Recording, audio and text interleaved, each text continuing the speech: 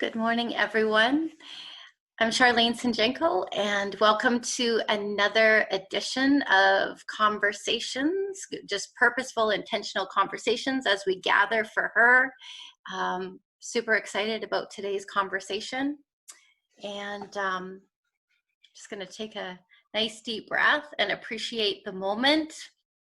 And before we begin today, I'd just love you to just be for a second wherever it is that you're joining us. I would like to acknowledge my home in gratitude here from the Sunshine Coast in Gibsons, BC, and I live on the traditional lands of the Squamish First Nations, and just ask that you reflect for a moment on the lands on which you reside. Gather for Her is part of gathering collective wisdom, and it's also an intention to listen, along with my good friend and Indigenous sister Sharon Marshall. Listen from a different lens, maybe than what's being said in this conversation that we're meant to take away, what's being said at a deeper level, as well as the excitement at the surface. And we gather for an opportunity to explore and share this collective wisdom. We never know what's going to show up in these conversations. It's quite funny. The Virgo in me tries to plan them out and have these questions and do my prep, and then they just happen. So before today's conversation and my introduction to our very special guest, I would like to introduce you to my co-hosts, and pretty much everyone that's joined us live has met these wonderful women before, but I would like to introduce you to them again. I'll start with Christina Benty. Christina is my co-host. She's a retired politician, a jazz singer. She's the owner of Strategic Leadership Solutions, which is a consulting firm that's designed to assist teams in building a culture of excellence in leadership and governance. She's just the perfect colleague to be exploring that intersection of where creativity, innovation, art, and social change come together. Good morning, Christina. Good morning, and good morning, everyone, and welcome. Glad to be here. Thank you for being here. Tina Overbury is another partner in Good Crime. She's a core communication specialist, and she works with individuals and organizations who feel called. She's a storyteller, performer, professional listener who works with narrative and story structure as a vehicle for human connection. Good morning, Tina. Good morning. I just want to notice that Brenda has just said there's a beautiful bald eagle circling outside of her window. So I just welcome that in our sphere right now. Good morning, everyone. Thank you so much. And Sharon Marshall. Good morning, Sharon. Thank you for being here. Sharon is an Indigenous entrepreneur. She's the founder of Diva Training and Staffing Solutions and the founder and president of Creative Collaboration, Inc. She is living and breathing collaboration, and we have this experience where Sharon ends up drawing our conversation as a graphic recorder, and we share that conversation as part of our follow-up interview that we end up sharing on media with our conversation each week with our special guests. So Sharon, good morning. How are you feeling this morning? Wonderful. Good morning, everyone. I'm excited to be here, and I'm excited to hear what Naomi has to say today. Awesome. Thank you for being here, Sharon. So that brings me to being able to introduce our special guest and say just a few words about her, and then dig right into our conversation. I want to welcome Naomi McDougall Jones to Gather for Her. Naomi is an award-winning filmmaker. She's an actress. She's an author, a speaker, and honestly, at the top of the list for me, she's an advocate for women in her industry, which is film. She's a very active advocate and activist, and she's put together an incredible model for change to shift her industry. And that's part of the conversation we'll dig into today. Good morning, Naomi. Good morning. Thank you so much for having me. What a lovely space on Zoom that you've managed to build. Very impressive. Oh, thank you so much for being here. And you were mentioning earlier that you are calling in from Georgia. That's where you are right now. Yes, from Atlanta, Georgia. Awesome. The toast of the nation right now. Yeah. Well, we are thinking about you, sending you love and energy there. Thank you. As I mentioned to you and to our friends that are joining us live today, I think all of them have pre-watched your TED Talk just because their curiosity, if they hadn't seen it already. And it definitely has been going around our Facebook channels with people even that weren't able to be here live. I saw a lot of people watching and resharing it. So our theme this month for Gather is the artistry of impact. And I'm wondering if, by way of introduction and a little bit around who you are, if you would mind just discussing the impact that you're looking to make as a woman and as a leader, and the vehicle that you're using, which is film and creativity. Wondering if you could just speak to that a little bit and tell us a bit about you and your journey, whatever feels right for this morning. Sure. So I guess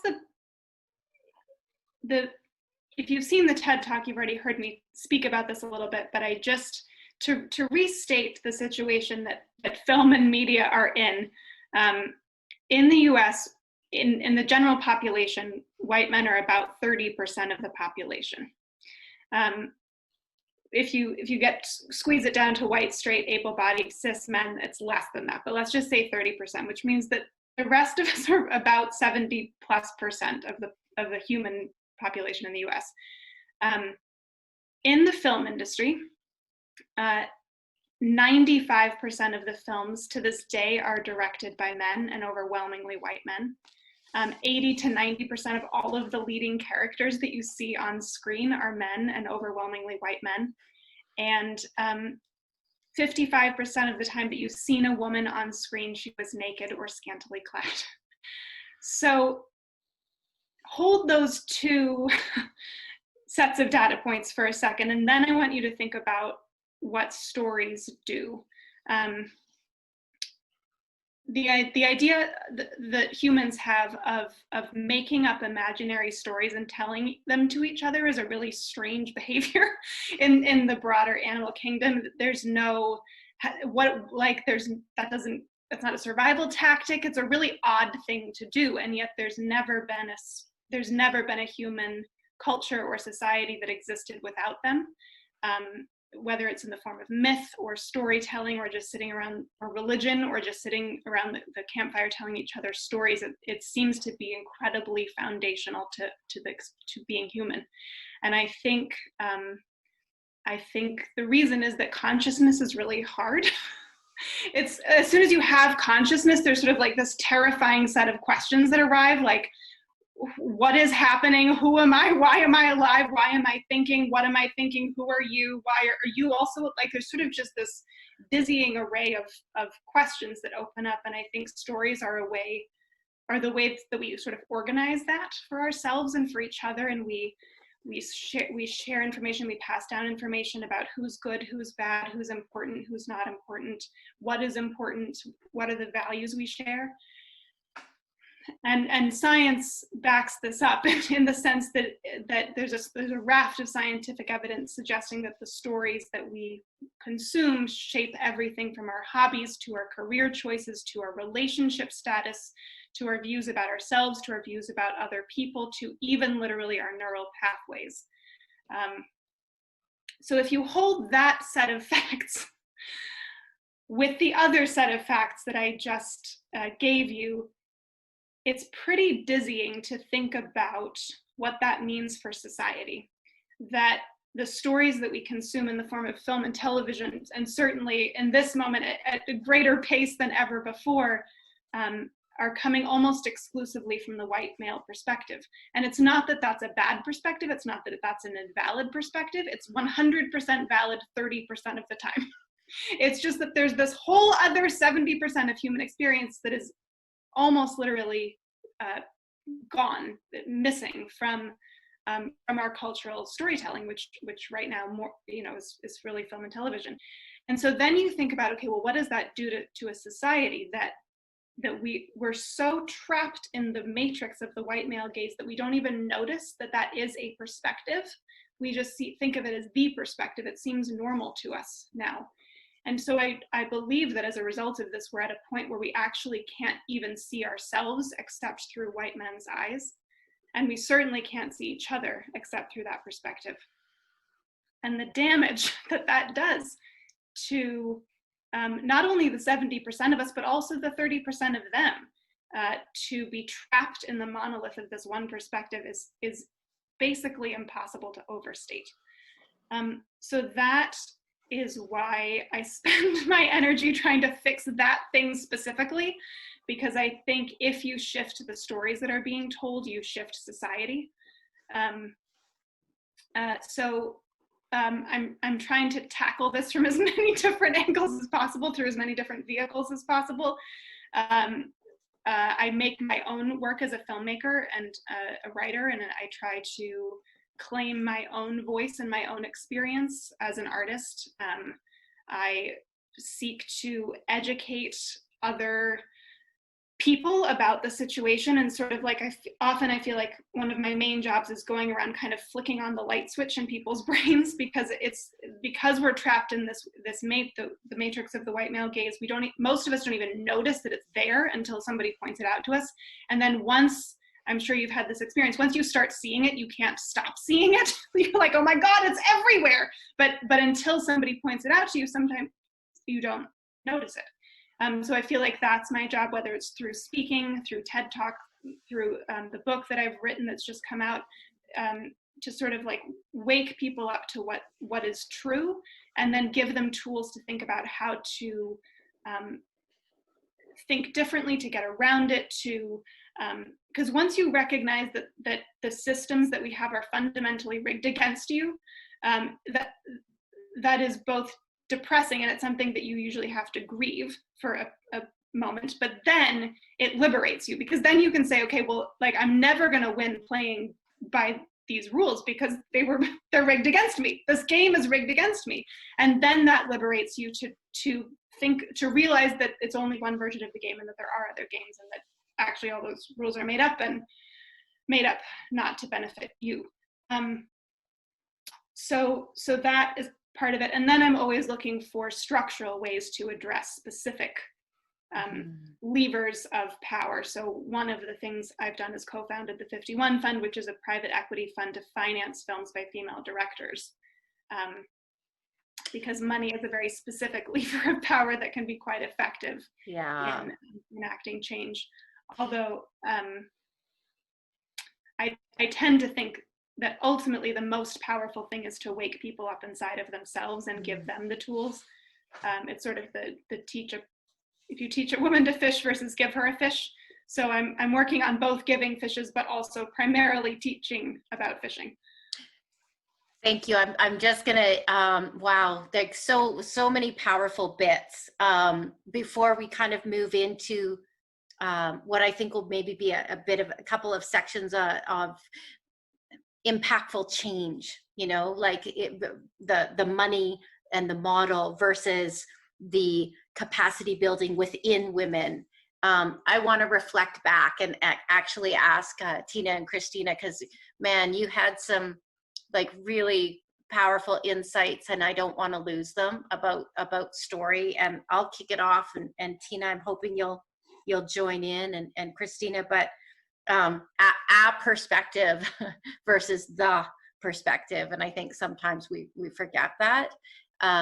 So what are we doing to shift a perspective that right now all of us have kind of bought into is the perspective. But I'm gonna pass it over to the two of you. What did you, Tina? Do you want to kick it off? This story is this is your baby. Sure. Thank you, Naomi. So Christina and I are like kind of tag team. And so I always come from the lens of the core. So almost like from the inside. And I'm sure that Christina will speak to more of the externals, the structural pieces. But so much of what I heard and what you were saying, you said dizzying twice. I was like, oh, yeah, right. Dizzying and then grief and then terrified and consciousness and foundational to being human. And so what I'm picking up on, aside from what you're building, is the current experience of where we're in, and in waking up, as you said, in our human experience. Oh my gosh, we're conscious now. What? It is dizzying, and so I just want to name that in this space first, just at this beginning state, because dizzying also is a reflection of change. We're no longer stuck. So there's a now what. So yeah, thank you to you, Christina. What are you hearing?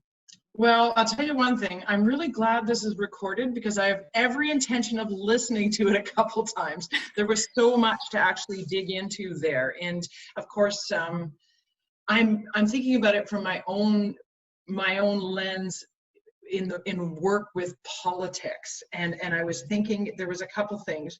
One of the things, if you shift the stories being told, you shift society, right? And when I think about the political lens and the perspective that dominates the political lens, when it's not even the real perspective, it's like, yeah, this is why waking up, like reaching a level of consciousness, is so important.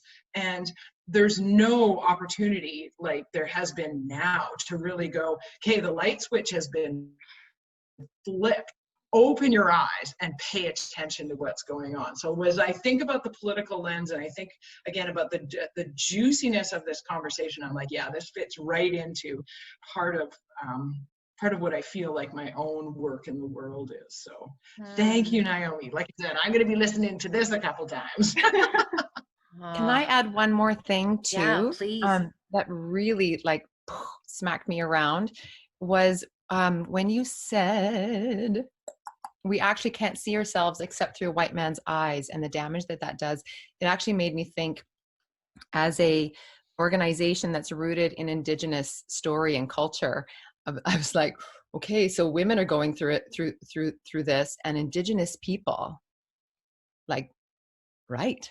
It's like their story gone. So I just want to put that is so much a part of who Powerhouse is, and I just want to add that to this room too. Thank you. I'd like to ask one more kind of structural question, Naomi, if you don't mind, and then I want to dig into a little bit more of your personal experience and find out, yeah, just what's been happening for you post TED Talk. I think that this is, and I'm being a bit selfish, I will admit, but it's the model of change that I so respect. And I've been doing a lot of digging, and I have to admit that between your sharing your TED Talk and having the finding the voice, having the bravery to name it, and the ingenious to set up the media platform with your developer, moviesbyher.com, to showcase the future you see, which is basically exactly what we've done with Powerhouse. Sorry, there's the selfish bit. And but then having the wherewithal with a team of incredibly smart women to initiate the 51 fund, to create the sustainable funding. So you're not asking anyone, you're creating that same model. And then even as far as your own work, your creative work, as well as your work with other filmmakers and other screenwriters, to keep planting those seeds. And I'm thrilled to be someone that's going to jump into that process. But I wondered if you could just talk for a minute about the whole model of, because it's quite big and I see it. I want to know from one visionary to another, just meeting you has been like, oh my God, she so gets it. And you're doing it. So it gives me, it gives us more like, okay, wow. I wondered if you could just speak for a while about that journey and the model. Sure. So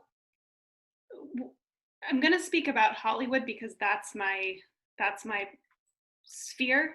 But I think a lot of what I'm saying applies to everything. But just speaking about Hollywood, what we're talking about is a situation where a very small number of people control all of the power and resources and money and fame and prestige and sort of like they have all of the toys. And it's benefiting them, and it's not benefiting the vast majority of the rest of us. But again, because we're trapped in their lens, a lot of us are still playing by their rules, investing in their value system, playing their game. So when you have that kind of power imbalance, just looking historically in different industries and different countries and different eras, there's basically two ways that power changes. One is that this vast majority of people get angry enough and get woken up enough that they rise up and through some kind of violent or forcible means take the power, right, for themselves. Or the second option is that this sizable group of people walk away from that game and build a different game and a different system that ultimately makes this system irrelevant. What doesn't generally happen is that this group of people suddenly grow a conscience and go, oh, you're right, this isn't really fair. Here you go. Oh, you can have some of this power too. And I feel like a lot of the problem right now in movements, and this is certainly true of the women in film movement, is that we're waiting for that to happen. Like if we just explain it to them in the right way, or we just give them enough data, or we just write enough articles or give enough speeches that like they're just gonna go like, they're gonna somehow realize that this is a massively unfair system. Because the reality is they like having all the toys. They don't actually want to share them.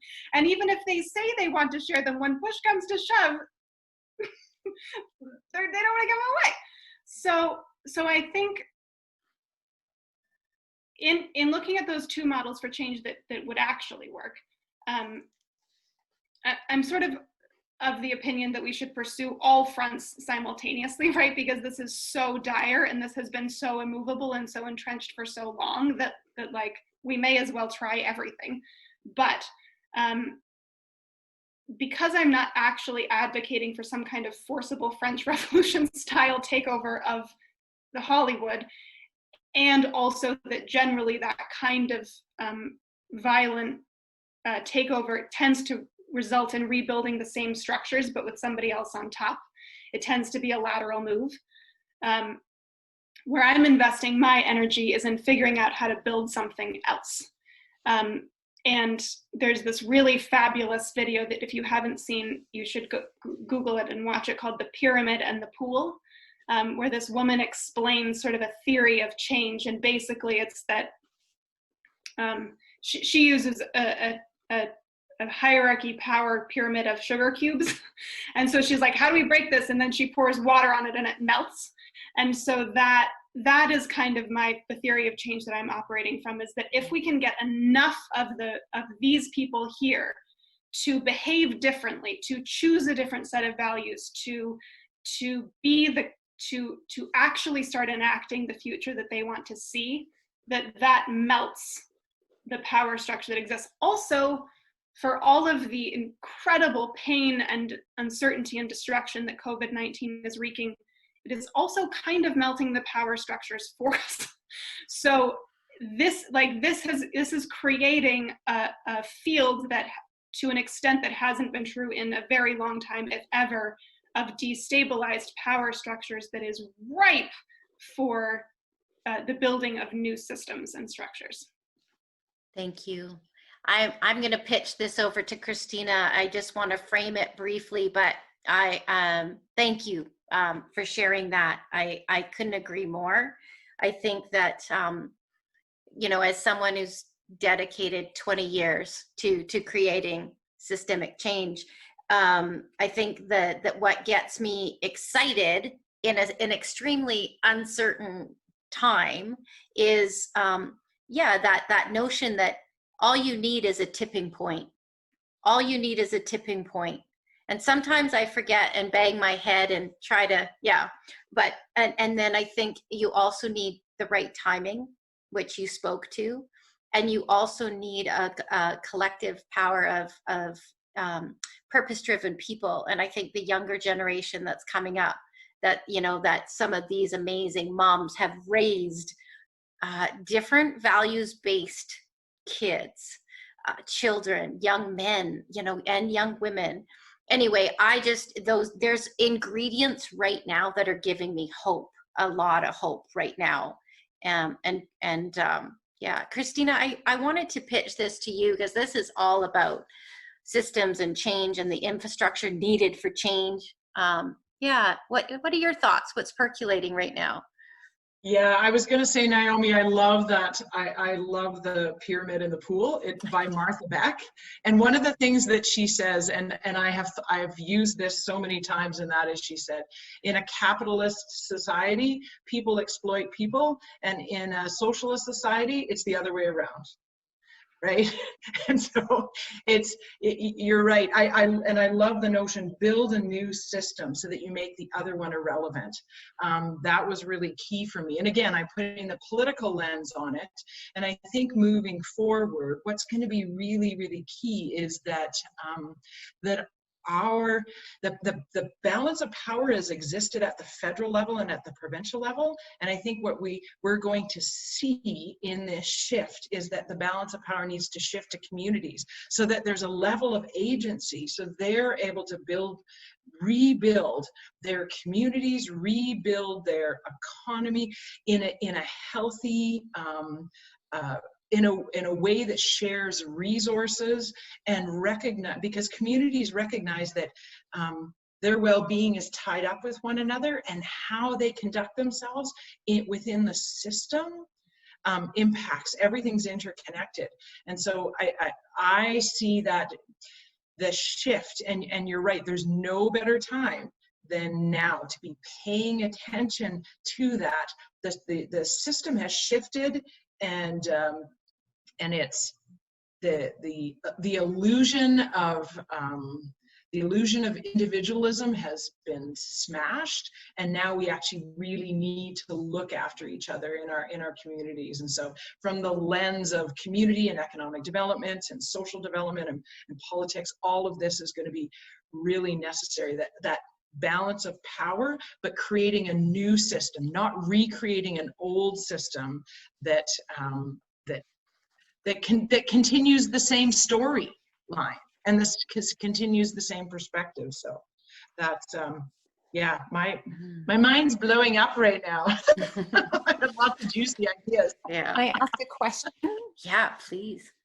Okay, because I'm just tracking, right? So we're out of Act 1, where we established where we are.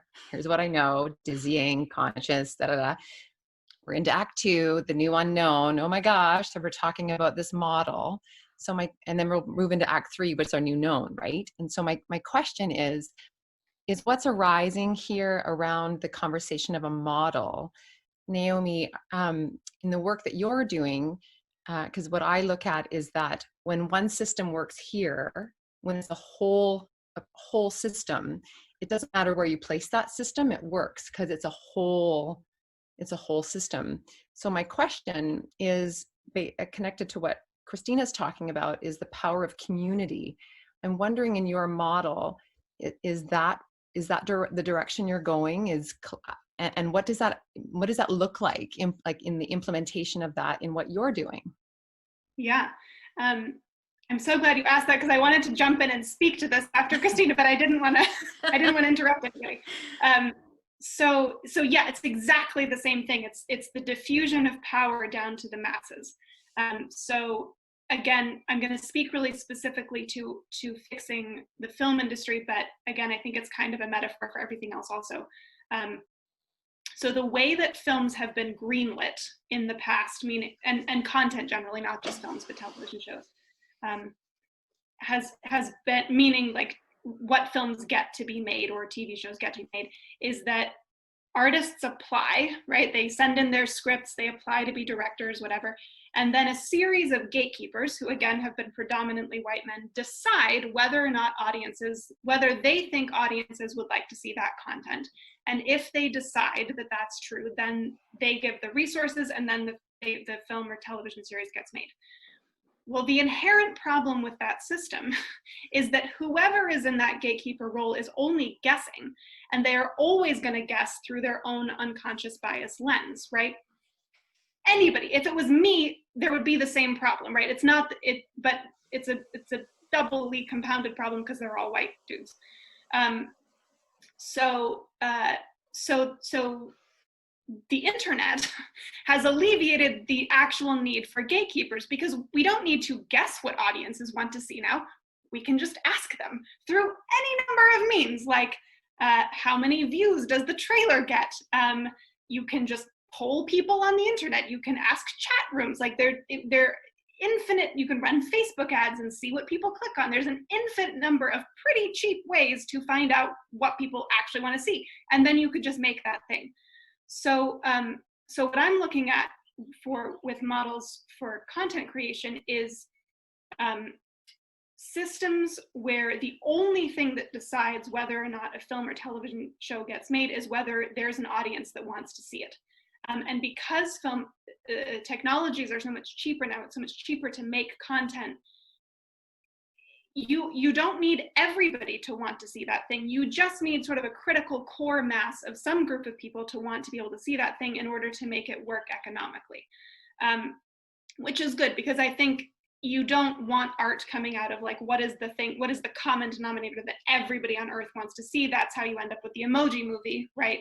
That's not where great art comes from, but that's not what I'm talking about. I'm talking about, as long as you have some critical mass of people who want to see your thing, you can make your thing without ever needing a gatekeeper to say yes or no. So practically speaking, what that looks like is what are models where you can finance your film and distribute your film directly to audiences. So it's bringing the power to filmmakers and their audiences directly, and removing all these middlemen who are gunking up the works. And we know that audiences, if given the option, do want to see this content, because films made about women make more money dollar for dollar spent, which is an amazing thing with the power thing that we were talking about before, because what that demonstrates is that this group of holding the power, even given the option to make more money by making different choices, will still make the choices that will maintain their power.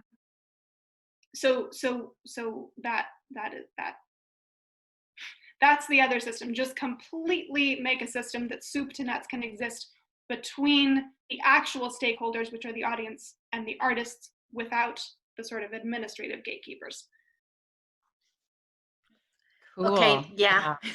Jump in, Shar, because my brain's going, okay, so are we looking at a field of independent filmmakers, and or how are there collectives in here?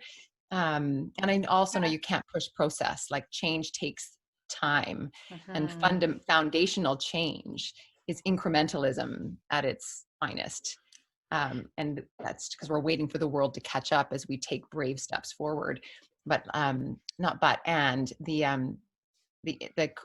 the question I'm sitting with is, wow, okay, so is the next frontier independent?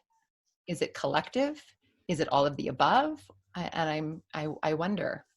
Well, I think my best guess, and to your point, like right now we're just throwing stuff at the wall. Like we're just experimenting. Last summer, I took my film out. I moved into an RV for 3 months with my husband and a documentary filmmaker, and we tried a radical experiment on how to release a film completely outside of the system and taking it directly to audiences.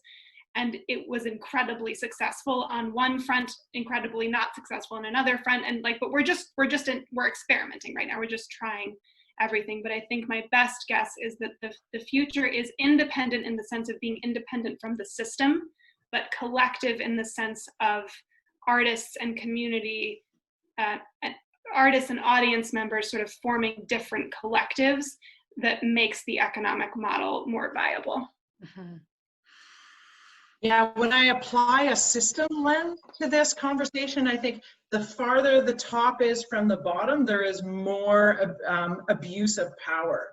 The more you flatline and close in the system, the less abuse of power there is. And I'm thinking just, again, from a metaphorical perspective related to not only the film industry, but to all of our lives and the work that we do, right? It's that internal agency, organizational agency, community agency. So when I apply a systems lens to that, this conversation is very, very important. Well, and we're in a moment where the top of the system that you're talking about has never been farther away from the bottom, right? Because now in the film industry, like, we always had the studios, which were already quite large monolith, towers of power, but now those studios are all owned by corporations that are their own. So like the deciding top from, it's like, there's the dizzying word again, has gotten a dizzying height from the people it's serving. Yeah. Or Yeah. allegedly serving. Yeah, we could go on, and that's why I knew this conversation was so important, so timely, because it's a model. It's an amazing model in one industry with one visionary powerhouse who's doing amazing work. Naomi, I want to shift gears a little bit, because I also, I really want to talk a bit about you personally. And I think I've got a lot of juicy questions lined up, but I think in essence of, time and where the conversation's going, and who I know our audience is dying to know. But what I'd like to just touch on is a couple of things. Since the TED Talk, since the Me Too movement, another piece that I know has happened for you, just listening to your podcast, is that, you started your own meditation journey a couple of years ago. And I think what I'm most curious about right now is, in your own life, you've had a couple of very big things happen. Some of them have put you in an extreme pressure cooker, with whole new challenges. You've got this really big thing, really big. And I'm curious, in your own experience, how, like, with your own journey around self-awareness, self-discovery, meditation, how things have maybe changed, grounded, expanded, I don't know, in the last couple of years for you since the TED Talk, and if there's anything that comes to mind for you. I'm really curious about that. Yeah.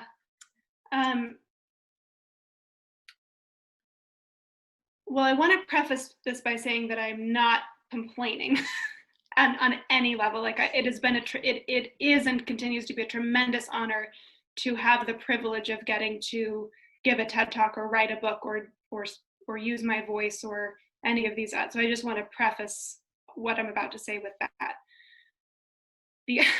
The other thing is that it is also, it's not easy on a human level being an agent of change, particularly when through a series of circumstances that you've somewhat chosen and somewhat been handed, you sort of end up like lashing yourself to the front of the ship.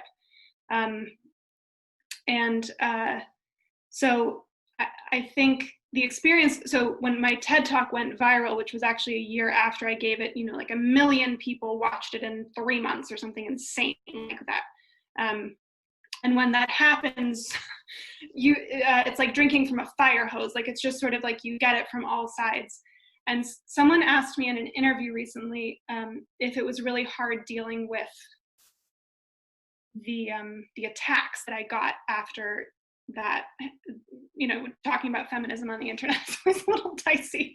So like they said, was that, and I hadn't really thought about it consciously before, but actually those kind of attacks, like the trolls and the, whatever, that actually wasn't that hard, because it's really easy to sort of go like, okay, like, you're not actually listening, or you're not, whatever. You're just sort of like, that actually wasn't hard. But the other thing that happens is when you break with powerful systems, there are also other women and other people who are actually suffering at the hands of that same system, who get very scared when you start trying to change the system. And so I would actually say that the most difficult pieces of this have been other women who have very aggressively tried to get me back in my lane, or shame me, or try to just like very aggressively control what I'm going to do. Like there are sometimes it's women who like feel the stakes of what I'm fighting, of what we're all fighting for, very acutely, and feel like they don't have the power or the voice necessarily, and so like try to very tightly control or give sort of a lot of unsolicited input on what I need to do to make to be correct. And that is a lot. That's just a lot on like a human level. And I think it was a lot that I didn't really anticipate, because what I anticipated were the trolls. What I anticipated was that. And that's really hard. And so in the 3 months after my TED Talk went viral, I had some of the darkest on a mental and emotional level of my whole life. Because suddenly I felt like, and also I didn't want to blow it for everybody, right? Like that's the other thing, is that I felt that pressure too, of like, you know, we all fight for this, you know, and decades of women behind me, centuries of women behind me and beside me, and women who have been fighting longer than I have. And when you're that person who, for whatever reason, gets handed the microphone, which also has to do with my whiteness, and also has to do with my youth, and also has to do with other things, you know, like there's a lot bound up in that. So when you are that person, it is an incredible amount of pressure. Like, I don't want to blow it. If this is our shot, I don't want to be the one to drop the ball. So in the way that often happens at that moment, the universe brought me a meditation teacher. So I've been taking meditation lessons weekly for the last 2.5 years, and meditating every day on my own. And I think honestly, some combination of that and yoga and dance has saved me and allowed me to continue the work. And it's still hard. Like I'm still sort of constantly flirting with burnout and the pressure, and like that's I don't think that ever goes away. And I've seen what that does to women and others who fight over time. And one of my commitments to myself and to the movement is that I am very aware that what often happens is you get to a point of burnout, and you get to a point of being too jaded and too angry to actually move the thing forward. And my commitment to myself is to try really hard to avoid that. And I can feel easily how I get there, how like that can happen so easily. But that if I ever get there, then I'm going to get out of the fucking way, because that's the other problem, is like because that is also in this time feeling women ahead of me who have gotten to that point, and they're sort of the like, you don't know anything, like we do feminism better than you do, like you know, sort of trying to smack you down constantly, which is also not helpful. And like so I think what I'm trying to say is that self-care within this work, what I notice is that self-care within this work feels really selfish, because it feels like any moment that you are not actively working to fix this situation is lost time and is undeserved.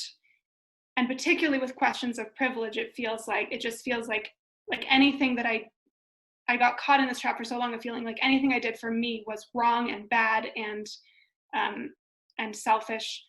But that if I don't carve out self-care and mental care within this, that I will become an ineffective person.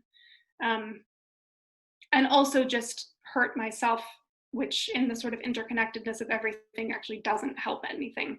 That you can only operate from a place of true generosity if you take care of your own needs first.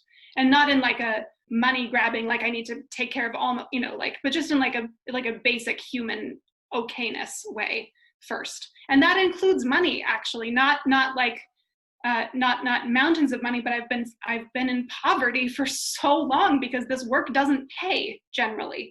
And so I've been in this state of even once I got my sort of a mental and emotional well-being together, just being constantly poor and like not having health insurance and not, like being terrified about being able to pay my rent and all these things. And this year I made the commitment to myself that like that has to change too, because that is also going to grind me down and end me in that state that I've seen happen to others. So Yeah. sorry, that was a very long and meandering answer. No, but again, so important. And I'm gonna just make sure I see if my colleagues have anything to add. I think what comes up for me is it's that dance between like recognizing that you have to model it, and in order for the bigger model to reflect it. And again, I commend you, and I know like getting that pressure cooker when Maslow's hierarchy of needs isn't quite taken care of. It's hard to be altruistic, right? I get it. So I just want to again say like I see you, I commend you, like you're a hero. And I know the question I want to ask next is actually about the braid, which I just have to bring in here because I'm curious. It's a concept that Christina, Tina, and I use, but Christina and Tina, is there anything you want to reflect back just on the self-care piece, or anything that you just heard? For me, not at this time. It's coming. It's coming. I'm going to, as Shar says, punt it to Christina. I just want to thank Naomi for her candor and the way she articulated her experience so well. And when Naomi, when you started talking about being vigilant with your self-care, I wanted to pause and go, did everybody hear that? That's a message for you. Like everyone on this call and everyone that listens to this recording, that message is it's for me, it's for you. And so that vigilance, that you can't actually do your work in the world that you are called to do. Your consciousness is useless if you don't look after yourself. So thank you. Thank you for articulating it so beautifully. Everybody, I could tell, I could feel it. Everybody felt what you had said. Like everybody had a visceral experience. So thank you. So my last question of the formal conversation before we open it up and pass it over for a few minutes. And if anyone has questions they'd like to start adding, I'm hoping that I know Tina's tracking and will help me out next. My last question again, Naomi, is about the dance between individual, collective, interconnectedness. As women, that we've been really great at, connection and collaboration. And however, I have to say that the most powerful decision, or I don't know, the most powerful happening for me in the past year, I'll say, is the formation of what I call the Braid. And it just sort of happened. And we talked about it a week ago or so on an online conference with a whole bunch of women. But it's almost as important to me now as the model. And so what in essence, what the question's going to be, just so you can be thinking about it, do you have two wingers, two women that are so close to you, it almost feels like a braid? what's happened for me is these two women that you're meeting today are literally my left and right brain. I am so brave with them walking beside me, way more brave than on my own. And there are other women that ripple out from that. Sharon is another one. Like there's a collective, but just for the purposes of this example. And it almost started to happen. It happened one day where I made a decision, like you would with your husband, where you make a decision and you just make it, and it's for both of you. You don't sit there and consciously think about that. It's for us. And it started to happen where I would just be making decisions for us, the three of us and the women we represent. And I'm like, oh, what just happened there? Like, it wasn't a decision for Charlene, it was a decision for us. And I just wonder, I think I would risk burnout. I think I was on the verge of burnout when this happened. And I'm curious if you have a couple of women that are so intertwined with what you do that they can help take that next leg of the journey with you, walking beside you. It's a beautiful idea. And I think, to jump back also to what you first were saying about the sort of difficult balance between individual and collective, because I think two things are true. One is that I'm certain that the best form of power is shared power and community and a much more collaborative and shared power structure than what we've had. But the problem is that women have also been trained to mute themselves in service of everybody else. And so figuring out how to at once come into owning your own space and taking care of yourself while also not losing that part of you that does, for at least for me and for many of us, sort of naturally lend itself to collaboration and community. I think it's an interesting tension of this transitional time. Mm-hmm. I have one woman really who has been my best friend since I was 13, in a really significant way. And when you were talking about the Braid, she's the person that comes to mind. But I think I have I have so many different projects in different areas of my life, and I think I have collections of Braid women around each project, for sure. But I guess sort of cohesively, I have my friend Veronica. Mm-hmm.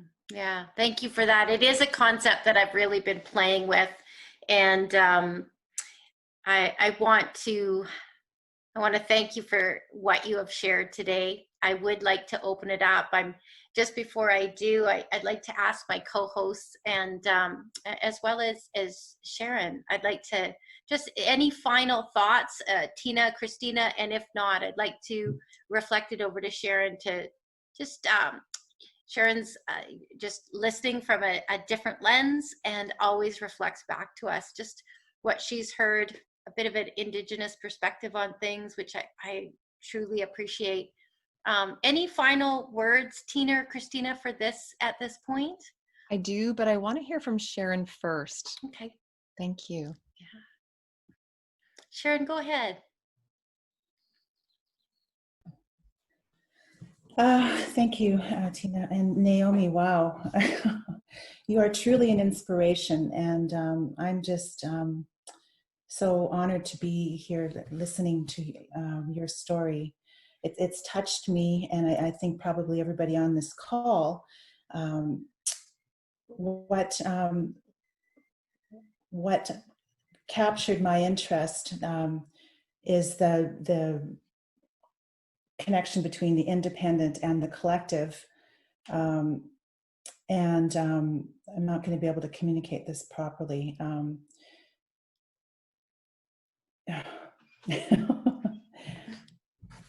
Yeah.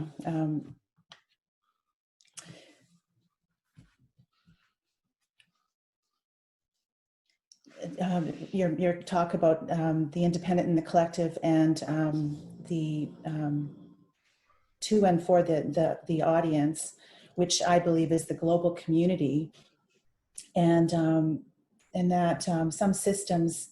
I mean, this is the same system that you're fighting is the same system that Indigenous people have been fighting for 500 years, and so it really.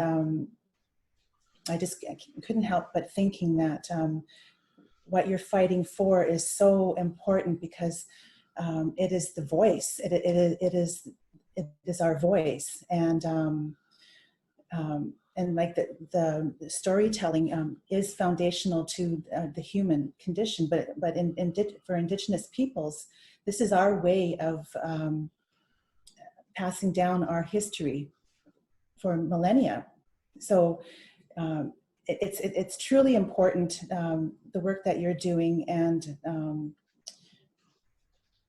I hope I can capture more of what I'm trying to say in the final drawing. But thank you. Thank you. I can't wait to see your drawing, and I'm so sad, but I have to go. I'm so upset because I would love to hear everything that you all have to say, and I'm so sorry, but I have a call. Yeah. Thank you very much for being with us. We will make sure and reflect any juicy questions back to you. We'll find a way to communicate back and forth between the collective, and thank you for being here today, Naomi. Oh my gosh, thank you so much for having me. This was such a conversation. Thanks so much. I'm gonna punt it over to you, Tina. Because and part of it is it's in closing the circle. It's in deep honor of the space that was opened, and creating the safety, like just collecting all of us again, because stories take us to places that open us up, and it's the state that Naomi was talking about, this dizzying, and so what I've been listening for. I mean, I have my own things going on and all of that. What I've been listening for is what's the story calling us to know in this moment, and there are so many pieces that we can leave with, but you're going to leave with that anyway as you listen for it. What I want to suggest, what I'm hearing, is the word dizzying, and the acknowledgement of that state, and then the suggestion of moving at the state of your well-being through the dizzying toward the unknown, because that was also very much presented here, that we're from a story lens, I call it the collecting stage, where we actually don't even know anything yet. And Naomi called it, we're throwing things at the wall, right? So in a state of great change, we don't know anything other than what we're trying. And what I'm hearing for us is, again, just going back to that, to move at the state of your wellness toward, or while you're trying things, as reality melts, which was said right at the top before we even hit record. So for our safety, for our collective, for our interconnected collective, and our independence within that collective, to stay grounded in our well-being as we move. And thank you. And I want to acknowledge the pain piece, because that's part of whole. Like, whole isn't just charge, and whole isn't just, isn't it great? Whole is all of it. So let's be well